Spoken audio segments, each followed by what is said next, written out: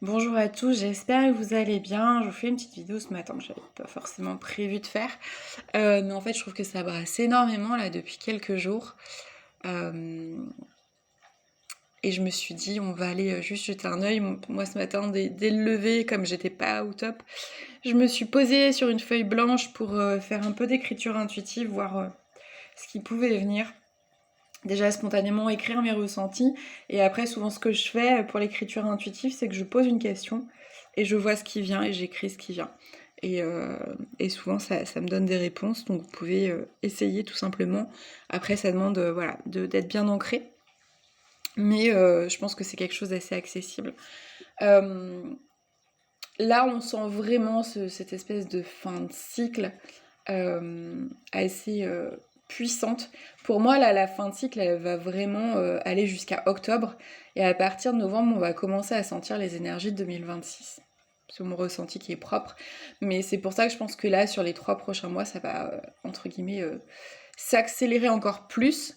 Moi, je me sens vraiment comme dans un toboggan, vous savez, où on se retient sur le rebord pour pas descendre parce on a peur, on a la flippette, et sauf qu'en fait, bah, il faut y aller. Euh, et surtout, il y a des remontées de peur qui, qui sont un petit peu comme si on raclait le fond, encore une fois, pour en finir pour de bon avec j'ai envie de dire, ce putain de cycle. Euh, de 9 ans. Alors, je vous invite à vous interroger à où est-ce que vous en étiez il y a 9 ans. Euh, pour voir un petit peu déjà votre évolution sur ces 9 années et voir dans quel état d'esprit vous étiez à l'époque. Qu'est-ce qu'aujourd'hui vous avez changé dans votre posture, dans votre façon d'être, d'aimer, de recevoir, etc. etc. Je suis désolée, j'ai la voix du coup qui est un peu... j'ai le chakra de la gorge qui travaille un peu. Et c'est très drôle parce que derrière, j'avais... Hop, j'ai tiré les cartes déjà. J'ai la carte des non-dits. Parce que justement...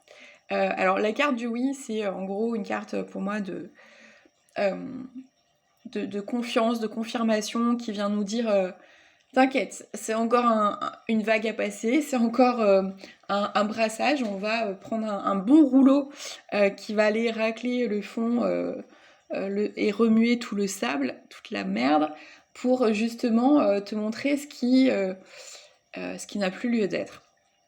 Et les non-dits qu'on avait eu, je crois, sur une précédente guidance, je sais plus, vient nous montrer justement ce qui n'a pas été mis en lumière. Ça peut, du coup, avec ce personnage qui est allongé, endormi, ça peut être des messages qui passent par les rêves, ou tout simplement nous parler de notre subconscient, de notre inconscient, des choses qu'on n'a pas voulu voir en face, et qui viennent nous répéter à la figure en ce moment. Et c'est complètement ok. Et l'idée, c'est vraiment d'aller chercher la réponse à l'intérieur de soi. Là, on a justement cette femme allongée qui, main sur le ventre, peut paraître concentrée sur elle-même si elle ne dort pas. Et c'est vraiment l'idée, ça. C'est qu'est-ce que je ressens à l'intérieur? Qu'est-ce qui trouve réponse en fait à l'intérieur de moi? Euh, je sais que j'ai fait l'expérience moi-même où au départ, comment dire, je mettais la responsabilité sur l'autre dans une situation, et en fait où justement ce matin j'ai fait cette écriture intuitive et où j'ai compris qu'en fait la réponse c'était à l'intérieur de moi. C'est qu'est-ce que l'autre réveille chez moi que je n'ai pas encore vu. Euh, donc ça va être, je pense, une période sous tension, sachant que août on a le portail, enfin la culmination du portail du lion le 8-8. À la fin du mois on a nouvelle lune avec ouverture du portail des éclipses. Donc là, c'est même plus retrousser les manches, c'est mettre mettre les mains dans la boue, quoi. Vraiment.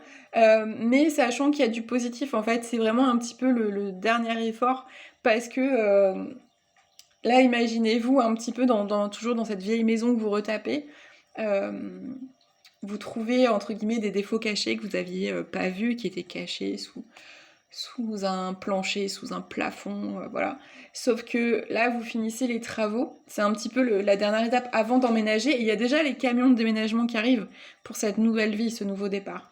Donc, c'est vraiment essayer de voir au-delà des bouleversements que vous vivez. Il y a des changements significatifs. Là, dans l'année qui arrive, il va y avoir des changements de vie, encore plus que sur la période du coco. Des basculements, des changements de lieu de vie, de boulot, de relations. Il y a des choses, les choses qui sont alignées vont s'ancrer encore plus profondément. Par contre, celles qui ne le sont pas, next, ça va dégager clairement. Alors, donc, on a la carte du doute derrière, qui vient vraiment exprimer ce que je disais, où on peut se poser beaucoup de questions et la réponse est vraiment à l'intérieur de soi. On peut s'interroger sur là où on en est, sur est-ce que j'ai fait les bons choix, est-ce que je veux rester où j'en suis, est-ce que je prends la bonne direction. La réponse, vous l'aurez pas. La réponse, vous l'aurez pas maintenant, c'est la vie avec l'expérimentation qui vous montrera si c'est le bon chemin. Donc l'idée, c'est de, même si vous avez peur, même si vous avez des doutes, c'est toujours être dans l'action, tout en prenant ce temps de pause, là, comme on voit le personnage qui pareil, est les yeux fermés, concentré sur lui-même, avec, là on a cet oiseau ici, l'oiseau c'est le messager, donc peut-être pareil pour entendre les messages internes, il peut y avoir aussi des signes externes, des signes des défunts, qui peuvent apparaître. Je vais regarder peut-être le petit livret, pour voir le message justement des défunts sur cette carte. Hop, voilà. La carte du doute, 10. Alors, le message, le petit conseil de là-haut. Sais-tu que le doute est normal? Si tu t'interroges, il est évident qu'une situation ne te convient plus. Quand on aime, on ne doute pas de ses sentiments, non? Nous t'invitons à te concentrer, à écrire sur une feuille les points positifs, négatifs de la situation qui te rend indécis. Essaye de tout mettre à plat. Ton être cher va t'aider à y voir plus clair. Même si cela ne se fait pas immédiatement, tu vas réussir à faire le point. Quoi qu'il en soit, tu prendras une décision dans les 6 mois à venir. Voilà, ça correspond un petit peu à ce que je disais, là où il y a du mouvement sur les choses qui ne sont pas alignées qui arrivent. Et le rappel final, que je trouve très chouette, c'est qu'on est invité à ne pas oublier de vivre. C'est-à-dire que même dans cette période de bouleversement, même si on travaille, c'est-à-dire qu'on fait deux choses en parallèle.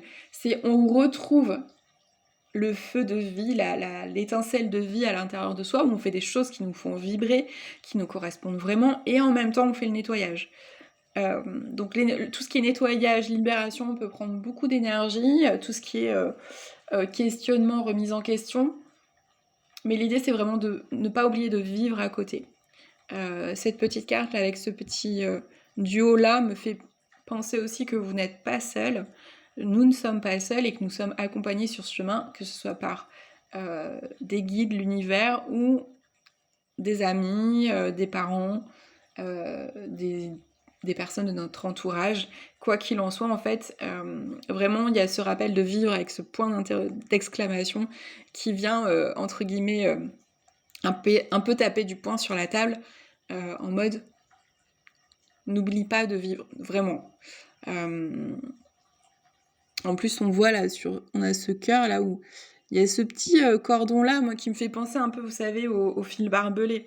Donc même si votre corps, le lapsus, corps et cœur ont été maltraités par vous-même ou par des personnes extérieures, vous êtes toujours en vie et il est important de ne pas oublier ça. Il y a plein de petits plaisirs, de petits bonheurs à portée de main. Il n'y a pas besoin d'être ultra riche, il n'y a pas besoin de faire des voyages à l'autre bout du monde, Instagrammables et compagnie. Le bonheur, il se trouve au quotidien, et il y a plein de choses qui peuvent vous mettre en joie sur ouais, des petits détails autour de vous, et la gratitude est vraiment un outil, un élément clé des gens qui vont bien, parce qu'ils savent, quoi qu'il arrive, quoi qu'ils expérimentent, qu'il y a du beau autour d'eux, et c'est un petit peu le message du jour.